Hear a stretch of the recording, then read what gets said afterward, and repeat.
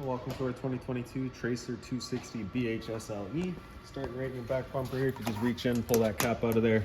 Inside of the back bumper, you're going to find your sewer hose. Take note of those two ears in the adapter here. It's how I'll be hooking it up to your sewer system. And the sewer hose itself, once fully extended, is about 20 feet long. Just keeping it stored in the bumper back here to help keep any sort of stench out of the unit and keep things that little bit fresher. In this corner, as well as each corner of the trailer, you're going to find these stabilizer jacks here. All they do is they run down, contact the ground, give it another turn or so just to firm it up, and that'll get rid of any sort of bounce or sway that you see got in the unit right now. Just keep things firm while you're out camping. A couple of steps forward and get your power inlet. So as you open it up, you're going to find a little notch in the bottom corner there. It's going to line up with that notch here. Press those in together. Little eighth turn will lock it down. Then you get the thread collar in the back there to really lock it. Following the cord back, you're going to find a standard 30 amp end. Most campsites are going to have that for you. You can just plug straight on in and you're good to go. We do also provide you with a 15 amp adapter, so if you're looking to plug in at home to charge your batteries or run your fridge, you got the power to do so. Kind of straight back behind it, you get your sewer system. Just kind of press on that cap and give it a turn. You can pop it on out of there. You see it's got the same ears on it that your sewer hose had. It'll attach the same way, just turning it until it kind of clicks. On the left, you get a gray valve. Gray valve is controlling your gray tank. Gray tank is filtering your sinks as well as your shower. Typically going to be your cleanest water, so we'll dump that last. Gray tank on the side here, or black tank on the side here. So that's going to be filled from your toilet. Of course, going to be your dirtiest water, so we'll dump that first.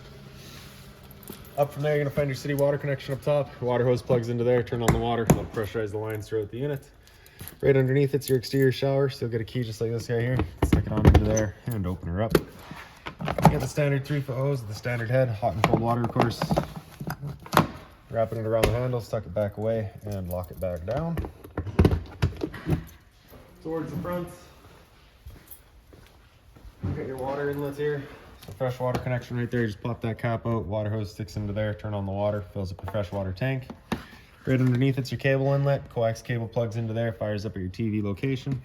Furion solar panel plug in right there, charge your batteries. And then down in the bottom, this one on the front here is going to be your fresh water tank drain. Just drains out the water tank.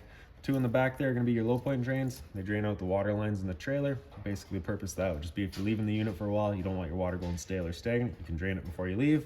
Or before winterizing the unit, you just want all that water out before antifreeze gets pumped through. A vent for that tank right back there. So once you start seeing water spit out of there, that's your water tank full. Going into your storage compartment here, magnetic latch holds it open. And you can find your water hose in here. There's that park adapter I was telling you about. It's your 30 amp cord into there, 15 to a standard outlet. Around front of the unit, you got a little service light up here. Just kind of hit that switch there, turns it on. Battery itself is housed inside of this box right there, as long as you're plugged into that short cord in the back or your 7-pin to your tow vehicle. That battery's charging for you. Two knobs, if you loosen them off and push them back, you can open it up. You get access to your propane tanks. For the video, pull this right off, and then I can show you your changeover in the back there. So currently it is red, just letting us know we've got no propane in the system, which should be red. It's currently green. So we've obviously got propane in our lines then, so we open up this tank, it'll stay green. If it were to go red while you got this tank open, just letting you know that tank's now empty, you just close it off, flip the change over to the other tank, and run off of this one while you get the other one filled. Standard tongue jack in the front there, one way's up, other way's down. Other end of your storage compartment right here. So as we open that up, you're gonna find a light up on the wall here. It is a dual function light. I'll be able to show you the switch a little bit better once we get inside of a different light. But it does have a 1 and then a 2. 2 is going to be your motion sensing. 1 is just on.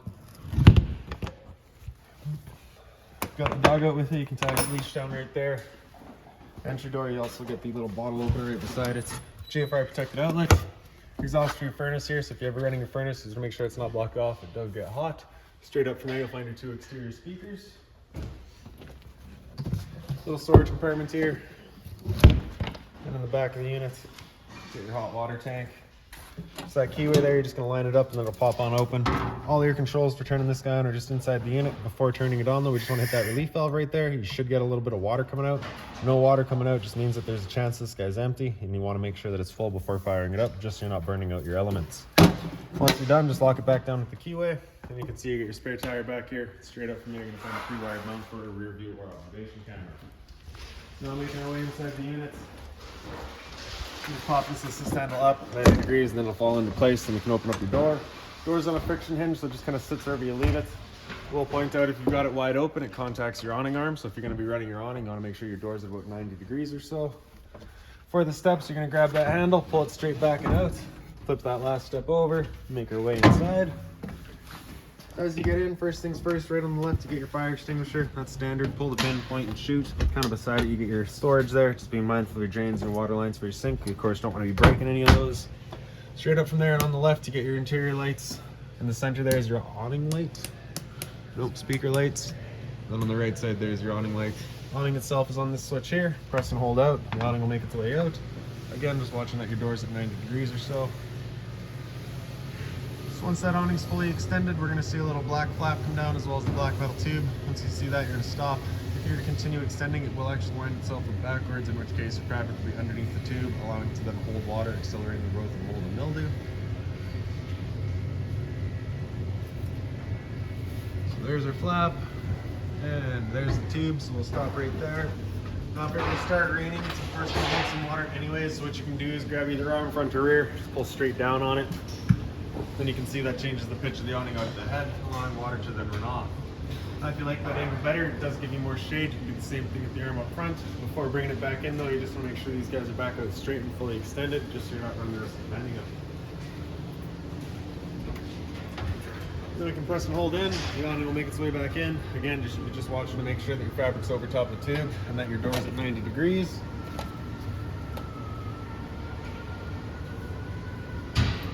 And the last thing to keep in mind with your awning is it does catch a lot of wind. So once you get up to about 15-20 kilometers an hour wind, you want to bring it back in. Again, just so you're not running the risk of bending your arms.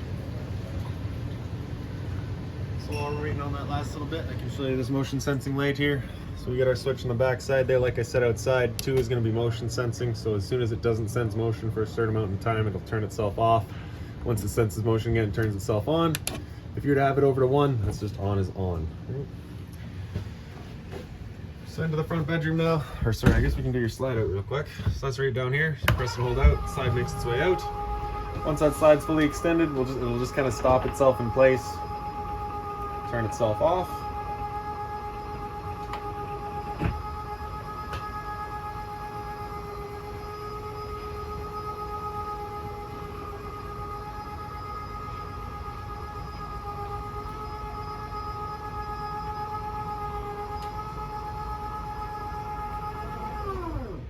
Just like that. Now this light switch here does your front bedroom. As you come into here, you're gonna find your antenna straight up from there. Basically all you're doing is just pressing that up, turning it, looking for your best signal. Wherever you find it, leave it there. Before you go traveling, you just want to make sure it is completely counterclockwise as per that arrow. You pick up the foot of your bed, you do get access to a little storage compartment there. Over in the center here, you got your 2 travel latches. Those just hold your doors, so make sure we undo those, then you just slide in your doors. It is the same thing on the other side.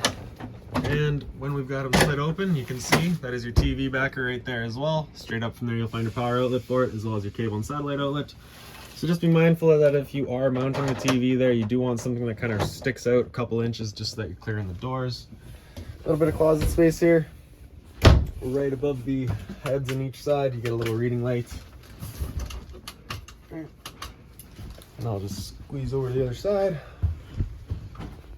Then over here is the same deal. You get a little bit of closet space there. There's a little power outlet on this side. I believe it's USB on that.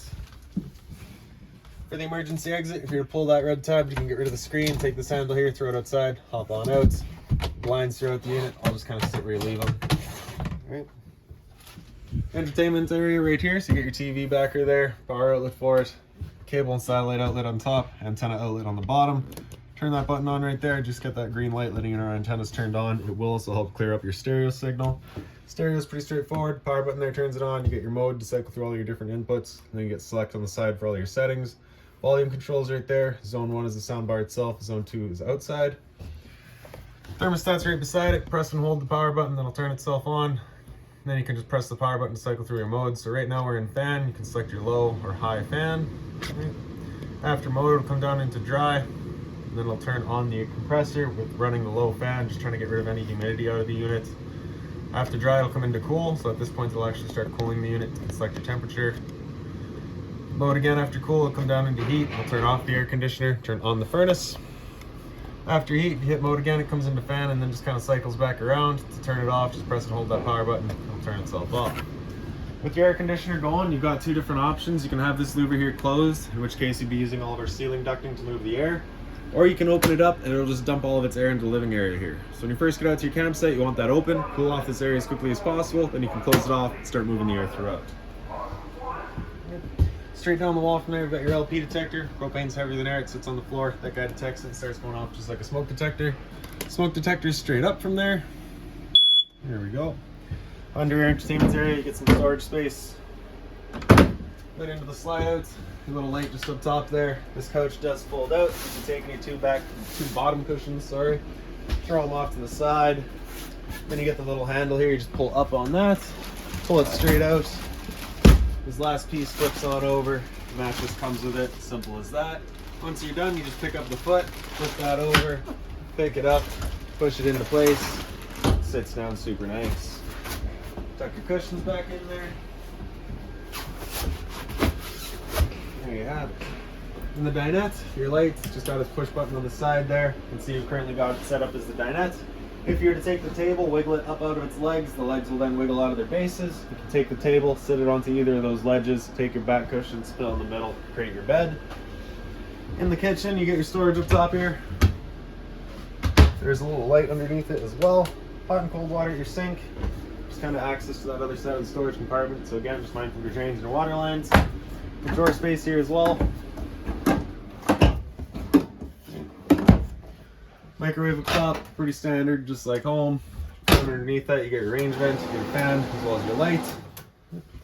The bifold cover just flips on back. Turn your knob over to the little flame there, hit it with the igniter, and she fires right up. Once you're done, just turn it back off, let it cool down, then you can close her off again. For this oven, you're just going to open that up, turn it over to the little pilot light, hit the igniter. You can see that little pilot light gets going. Once you get it going, just hold the knob for another few seconds, then you can release. The flame will then hold itself. Turn up to your desired temperature, and there she goes. Once you're done, turn it back down just to pilot. It'll hold just that light for you, but if you're done or leaving the unit for a while, you just want to make sure it's right off. Knob on the light switch on the side there, if you press it up, does just the knobs. Down does the knobs and the oven. Underneath the oven's your converter. Press it top and center, it'll pop on open. You get all of your breakers in the middle here. Whenever a breaker breaks, it sits in the center, so just turn it off and then back on to reset it. All of your fuses on the right side. Whenever a fuse pops, you'll get a little red LED right beside it, letting you know exactly which one went. More storage space, another little light above the counter. More storage. 12-volt fridge, so as long as your batteries are charged or charging, this guy's going for you. Return air right underneath it. Also got a little roof vent here, so just gonna turn that to open it up. Simple as that. Pantry space or closet space, whatever you want to use it for. Little doghouse storage down there, and then the two bunks are both identical. Just the little lights on the side, kind of the exception of being that window up here. And then into the bathroom. Your lights in here, again, just those motion sensing medicine cabinet. You're going to find that little chemical sample in there. Basically, all you're going to do with that is after the first few times you use your toilet, you'll pour that whole bottle down there. It'll just help degrade anything that's in there, keep things a bit nicer. Monitor panel's right down below it. It's water pump switches on the bottom. Turn that switch on, turns on your water pump, drawing out of your fresh tank to pressurize your lines. Batteries, you can see we're currently C for charging. G would be good, F is fair, L is low. Your fresh tank, as you fill that up, will go to a third, 2/3 and full. Same idea for your black and your gray. This switch right here just does a heated tank system. It's basically you turn that switch on, turns on your heated tanks. Then this switch right here is for your water heater on propane. You turn that switch on, it'll fire up. If you're to get that red light turning on, it's just letting you know it hasn't fired up. At that point, just off, back on to reset it. Hot and cold water at the sink. GFI protected outlet right beside it. Test on the left, reset in the center. Toilet, flip that on open. You get your flusher front and center. And then into the shower, get the nice stainless head with the stainless hose. And then your roof vent straight up from there. Turn that knob to open it up. Back side, you get a switch, turn on the fan. And that's about it. If you've got any other questions on this unit, please feel free to give us a call, 204-237-7272.